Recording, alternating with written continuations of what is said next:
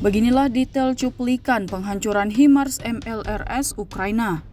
Rekamannya viral dan ramai menjadi bahan perbincangan warganet di media sosial Telegram pada Senin 25 November 2024. Operator UAV dari Kompi Pasukan Khusus Terpisah ke-63 dari Angkatan Darat ke-35 kelompok Vostok menemukan pergerakan MLRS Ukraina di area pemukiman Ternovato, wilayah Zaporozhye.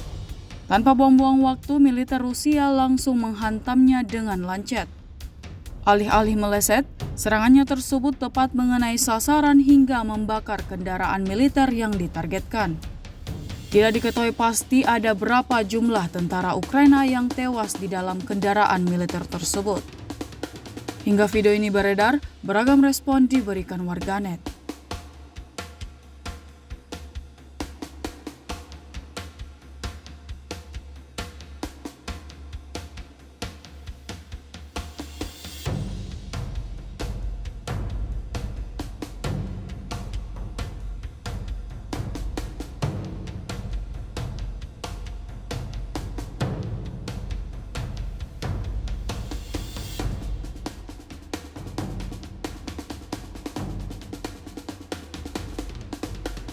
Download Tribun X sekarang, menghadirkan lokal menjadi Indonesia.